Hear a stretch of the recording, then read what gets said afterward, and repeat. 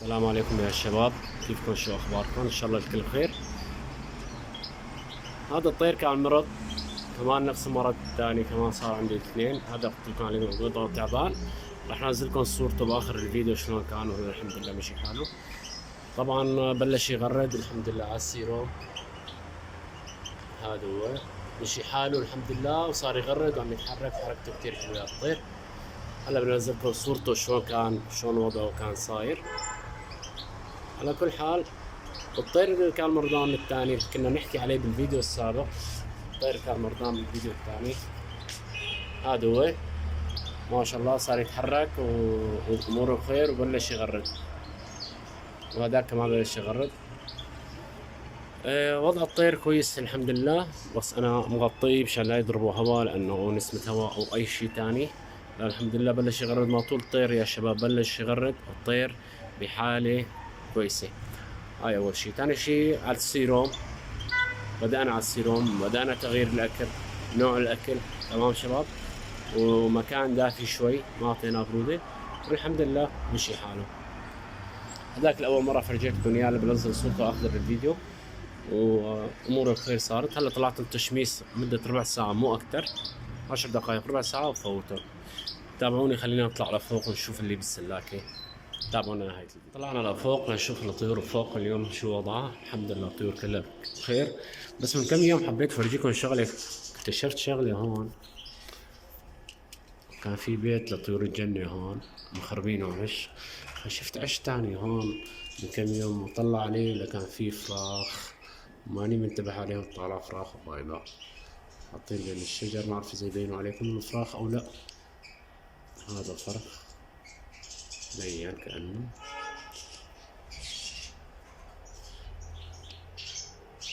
هذول فراخ طيور الجنة، جوا العش أتم كتير لأنه ما عندي شي.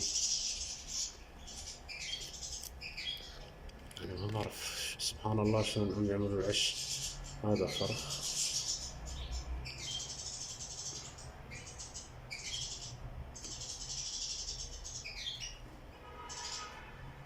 في فرخ تاني يمكن.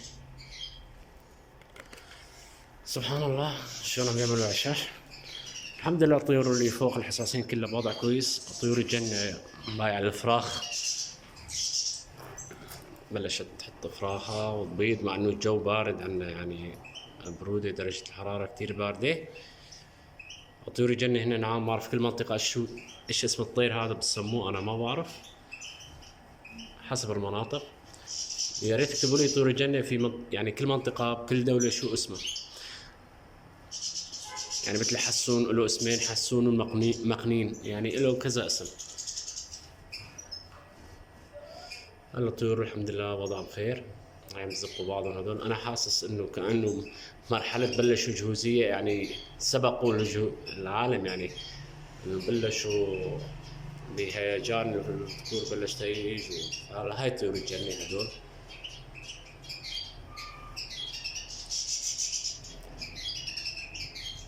هذه الطيور بلشت تجهز بسرعه، يعني مو وقتها، يعني مو وقت، كانه عم تجهز. يعني عم وضعها كتير كويس الحمد لله ممتاز. والصيد الحمد لله ما في شيء. حطيت لهم اليوم الهندبة، طبعا صار كم يوم ما حطينا لهم شيء، اليوم حطينا لهم الهندبة، وان شاء الله اوضاعهم تكون. طبعا اكل موجود بكل مكان، يعني كان بزر. على فكرة في عالم تكسر بزر، لا البزر عم بحطه انا مثل ما هو. هذا البزر، البزر عم بحطه مثل ما هو، مع قطع جوز. طبعا هي قطعة جوز جواته.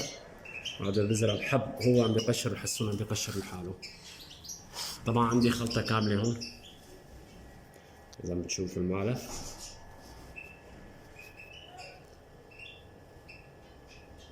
بين معاكم ولا لا من ضوء الشمس. هذا المعلف خلطة كاملة هون. وطبعا عندي هون، طبعا ما عندي هون كمان بزر شوك. عم يخافوا من ضوء التليفون، الجوال عم تعكس الشمس، عم يضرب على السقف، الطير عم يخاف. هون بزر شوك هذا يجي ناعم. طبعا هاي السباحة تبع امي. طبعا عندي غلفون مخلوط بكل شي،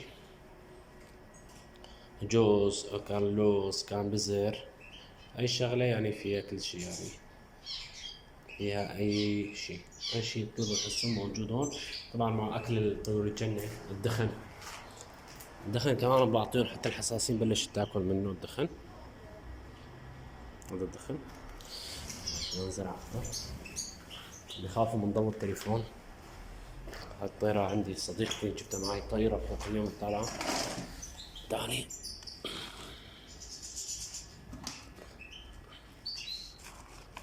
تعالي اطلعي، تعالي. خايفة من جوا ولا ما اعتقد خايفة من جوا. يلا اطلع.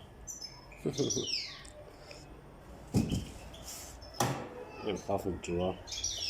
اعطيها شوي خضار. تعال.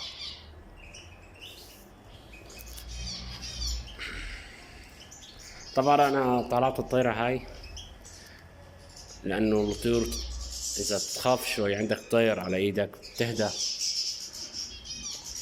بتهدى الطيور يعني، بلش ما تخاف.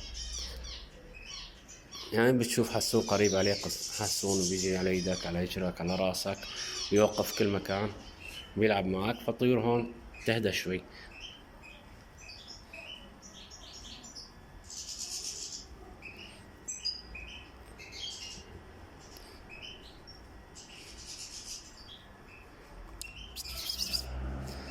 شباب الامراض اللي عم تصير بالحساسين بهالوقت مثل ما بتكون بياض البيض، تشكيل الاكل، مكان دافي للحسون، ما يكون مكان حار كتير يعني دافي درجة حرارة بتوصل 25-20 درجة، مع تغطيته من طرف الحيط والارض 3 اطراف والجنب لا يضربوا هواء، مع السيروم مع المي. افضل طريقة هاي من الادوية كلها. فجأة تكون سيروم قبل هلا يعني. وين اجت الطيرة؟ يعني اجت على راسي. تعالي الضغط.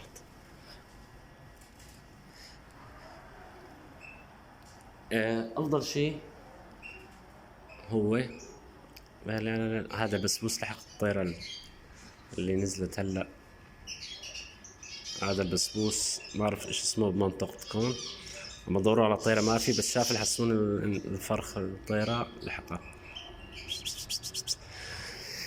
المهم افضل شيء السيروم يا شباب، السيروم يكون افضل من كل شيء. طيب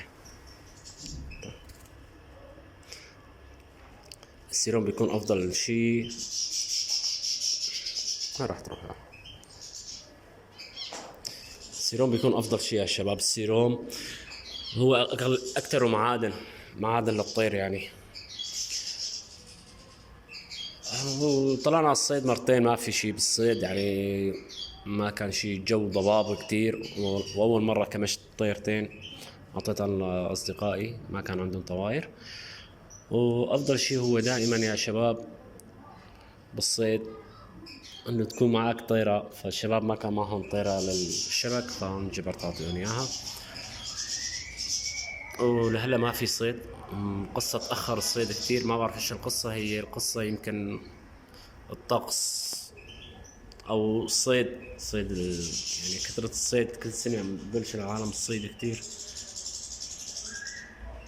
يمكن السبب هذا هو يعني السنة اللي فاتت كتير عالم تجار ياخذوا 20,000 حسون 30,000 حسون ويصدروه لمناطق تانية، للعاصمة لدمشق، ومن دمشق يطلع لبرا للخليج وشيء، أو سمعت لليبيا وللمغرب عم يصدر من هون، لأنه الحسون عم يجينا من هون، عم يجينا من جبال طوروس من تركيا يعني. كل الحسون عم يجي مهاجر من المنطقة هذيك، فعم ينطلب الحسون هون كتير. هذا الحسون فما بعرف السنة يعني تأخر كتير. نحن شهر 12 يعني اليوم 5/12 اليوم لهلا ما في أي حسون يعني بالبرية يعني قليل كمية يعني تلاقي 1 أو 2، ما في الكمية الكتيرة يعني أبدا. نتمنى إنه ما ينقرض بمناطقنا كمان، لأنه كل سنة عم يقل أكتر من الثانية. فهدول عم بيصيدوا الصيد، حتى الطواير عم يبيعوها يعني. أولي كان طيرة ما تنباع، تم إطلاقها أغلب العالم. لا السنة صاروا عم يبيعوا الطواير كمان. ومشكلة يا شباب والله مشكلة، يعني احتمال كم سنة تاني ما قلقي بالبرية أبدا، ونسبة الشوك بالبرية كمان ما في. على أساس نعمل سلاكة تانية بس شوي الأوضاع حسبناها تكلف تكلفة كتيرة فخففناها لنشوف ايمت رح نعملها او نلغيها لنشوف السلاكة التانية. طبعا هدول الحساسين عندي عامل الماضي اطلقت صراحة هون بغرفة، وحابين نجرب هالتجربة هون. حبيت اجرب التجربة التانية فل الطواير مع نوع من الفحل، يعني يكون فحل اقوى من الطيرة وتغريد، وهاي احسن من السنة الماضية. لنشوف التجربة هاي، لنشوف اما نتابع فيها التجربة او نأجلها.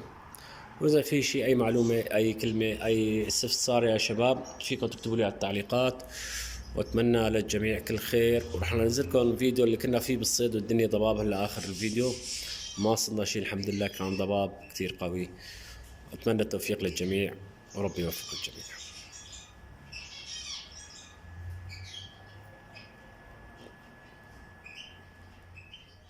صباح الخير يا شباب، يسعد صباحكم، يكون إن شاء الله الكل بخير. اليوم طلعنا طلعة صيد، طبعا من يومين طلعنا طلعة وما صورناها وما شفنا غير حسونين وصدناهم الحمد لله ما كان في شي. أخر الصيد السنة كتير كتير كتير تأخر، الأسباب يمكن الطقس يمكن الصيد في أسباب كتيرة. الجو ما شاء الله كله ضباب مو مبين أي شي، يعني قبل شوي الضباب كان أكتر بكتير.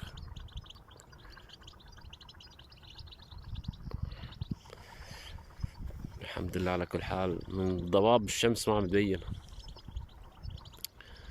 نستنى الضباب يروح والجو يفتح ان شاء الله. ان شاء الله تصير حركة صيد ان شاء الله، ادعوا لنا يا رب. نشوف ان شاء الله يمشي الحال